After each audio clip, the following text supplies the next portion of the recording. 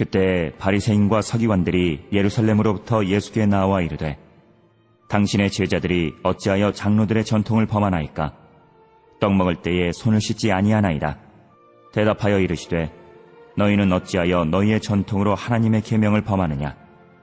하나님이 이르셨으되 내 부모를 공경하라 하시고 또 아버지나 어머니를 비방하는 자는 반드시 죽임을 당하리라 하셨거늘 너희는 이르되 누구든지 아버지에게나 어머니에게 말하기를 내가 드려 유익하게 할 것이 하나님께 드림이 되었다고 하기만 하면 그 부모를 공경할 것이 없다 하여 너희의 전통으로 하나님의 말씀을 폐하는도다. 외식하는 자들아, 이사야가 너희에 관하여 잘 예언하였도다. 일러스되 이 백성이 입술로는 나를 공경하되 마음은 내게서 멀도다.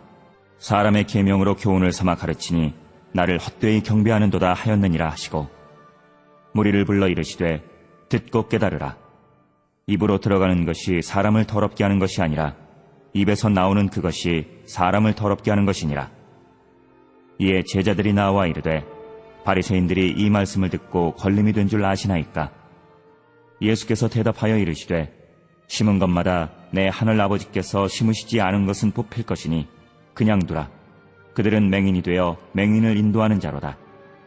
만일 맹인이 맹인을 인도하면 둘이 다 구덩이에 빠지리라 하시니 베드로가 대답하여 이르되 이 비유를 우리에게 설명하여 주옵소서. 예수께서 이르시되 너희도 아직까지 깨달음이 없느냐? 입으로 들어가는 모든 것은 배로 들어가서 뒤로 내버려지는 줄 알지 못하느냐? 입에서 나오는 것들은 마음에서 나오나니 이것이야말로 사람을 더럽게 하느니라. 마음에서 나오는 것은 악한 생각과 살인과 간음과 음란과 도둑질과 거짓 증언과 비방이니 이런 것들이 사람을 더럽게 하는 것이요 씻지 않은 손으로 먹는 것은 사람을 더럽게 하지 못하느니라. 코로나 바이러스 감염증 19로 인해서 어려움을 겪는 모든 전 세계의 하나님의 자녀들 위해 주님의 치료가, 역사가, 사랑이, 은혜가 넘치기를 주님의 이름으로 축복합니다. 마태복음 15장은 예루살렘에서 온 종교 지도자들과의 논쟁 이후에 예수님께서 두로와 시돈 지방으로 들어가셔서 가나안 여자와 대화하시고 갈릴리로 돌아와서 질병이어의 기적을 베푸신 일이 기록되었습니다. 바리새인과 서기관이 예루살렘으로부터 와서 논쟁을 벌였다는 것은 갈등의 불똥이 예루살렘까지 튀었다는 증거입니다. 주님의 순환이 가까이 왔음을 나타냅니다. 예수님께서 이방 땅인 두로와 시돈 지방으로 들어가셔서 가나안 여자를 만나시고 대화를 나누셨다는 것은 복음이 이방인에게로 옮겨지게 될 것을 암시합니다. 오늘은 1절부터 20절까지의 내용을 가지고 함께 은혜를 나누려고 합니다. 종교 지도자들과의 논쟁이 기록되어졌습니다. 그에 따른 교훈이 기록되었습니다. 이는 한마디로 종교라는 껍질과 형식만을 붙들고 있는 종교인가, 하나님의 마음과 뜻으로 오신 예수 그리스도와의 갈등입니다. 내 안에 육체의 생각과 예수 그리스도를 향하는 그 생각과 마음이 부딪히는 겁니다. 우리는 하나님의 마음이 되고 말씀이 되어야지 종교인이 되어서는 안 됩니다. 하나님의 마음을 모르고 신앙생활하면 종교라는 형식만을 추구하게 되고 계속해서 하나님의 뜻과 충돌할 수밖에 없습니다. 당시 종교인들이 어떤 문제로 예수님과 갈등했습니까? 그것은 2절 말씀에 당신의 제자들이 어찌하여 장로들의 유전을 범하나이까? 떡 먹을 때에 손을 씻지 아니하나이다. 종교인들이 예수님의 제자들에게 장로들의 전통을 범하였다고 시비를 겁니다. 장로들의 전통이란 먹을 때 손을 씻고 먹는 행위입니다. 사람들은 지금까지 이렇게 해왔고 우리 교회는 이런 식으로 해왔기 때문에 이렇게 해야 한다는 그들의 생각을 하나님의 말씀보다 우선시했습니다. 사실 오랫동안 손을 씻고 음식을 먹는 행위가 하나님을 경외하고 거룩한 것으로 생각해 왔습니다. 이것에서 벗어나면 무슨 큰 죄를 짓는 것처럼 난리를 쳤습니다. 하나님은 손을 씻는 행위에 관심이 없습니다. 하나님이 원하시는 것은 말씀으로 내 마음을 깨끗하게 씻는 겁니다. 종교인들은 하나님의 의도와는 상관없이 물리적으로 손을 씻는 것이 의이고 거룩으로 생각하며 논쟁을 벌였습니다. 하나님은 물로 손을 씻고 음식을 먹는 일에는 전혀 관심이 없었습니다. 하나님의 관심은 오직 말씀이라는 물과 마음과 생각을 씻는 삶에 있었습니다. 장로들의 전통은 전부가 내용이 없는 껍질과 형식일 뿐입니다. 그들의 전통은 하나님의 말씀이 아니라 하나님의 말씀을 빙자한 인간의 생각일 뿐입니다. 왜 교회나 성도들의 생각에 독선적일까? 그것은 그래왔던 전통에 집착하기 때문입니다. 하나님의 진리를 모르고 껍질과 같은 전통을 붙드는 그들에게 예수님께서 말씀하십니다. 4절로 6절 함께 봉독합니다. 하나님이 이르셨으되 내 부모를 공경하라 하시고 또 아비나 어미를 해방하는 자는 반드시 죽으리라 하셨거늘 너희는 가로되 누구든지 아비에게나 어미에게 말하기를 내가 드려 유익하게 할 것이요 하나님께 드림이 되었다고 하기만 하면 그 부모를 공경할 것이 없다 하여 너희 유전으로 하나님의 말씀을 폐하는도다. 아멘.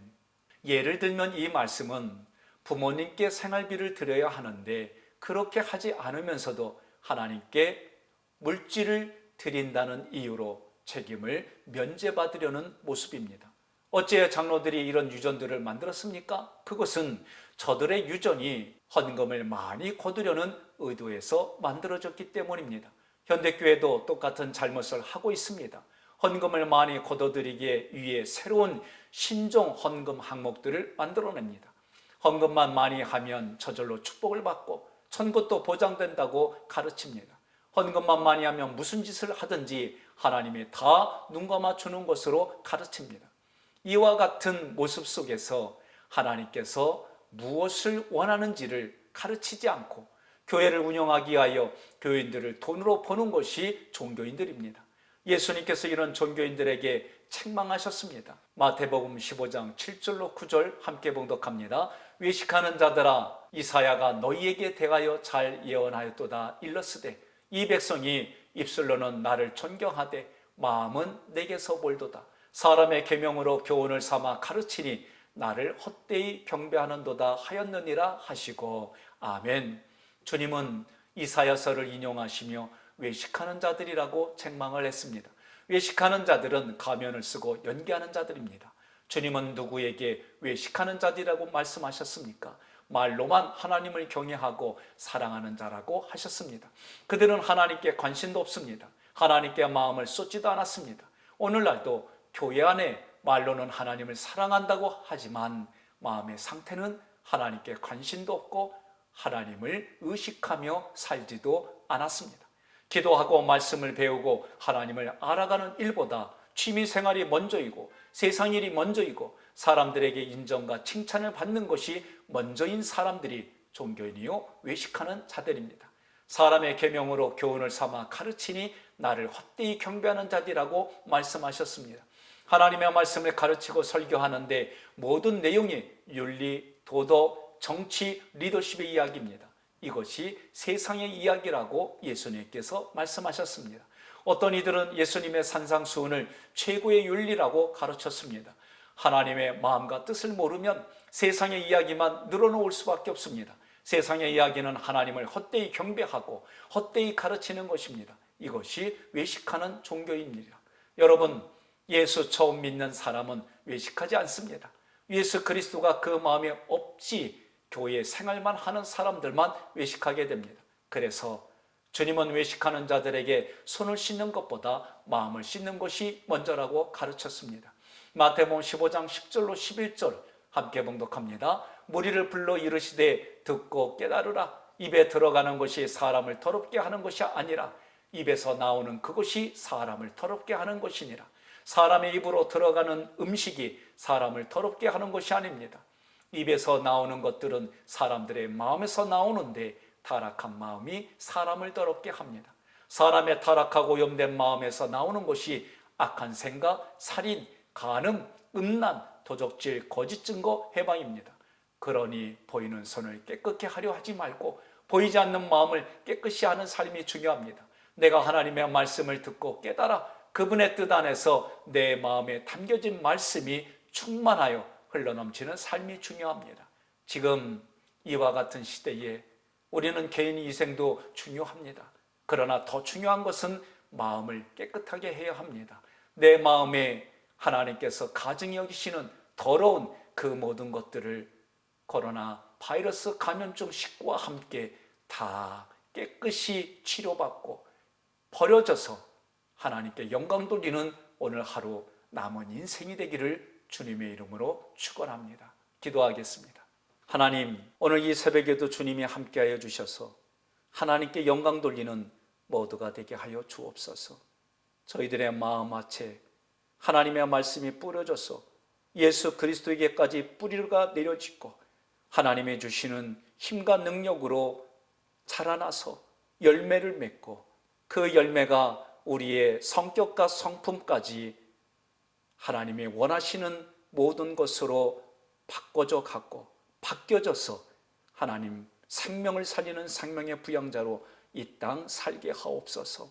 오늘 이 새벽에도 하나님께 부르짖고 기도하는 이들마다 열매 많이 맺게 하여 주시고 전 세계 곳곳에 전염병으로 인하여 고난받는 백성들 하나님 치료하여 주시옵시며 그들의 병을 치료하기 위하여 헌신하는 의료진과 봉사자들을 축복하여 주셔서 지치지 않게 도와주시옵시고 다른 사람의 생명을 살리는 생명의 부양자로 열매 맺을 수 있도록 도와주옵소서. 저희들도 그것을 위해 기도하며 물질을 함께 나누며 생필품을 나누고 서로 통역하는 복된 인생들이 되게 하옵소서. 이제는 우리 주 예수 그리스도의 은혜와 하나님의 크신 사랑과 성령님의 감화 감동 역사하심이 오늘 함께 예배를 드리고 하나님 앞에 헌신하기로 결단하는 모든 성도들의 삶의 자리 위에 이제로부터 영원토록 함께 하시기를 간절히 축원하옵나이다. 아멘.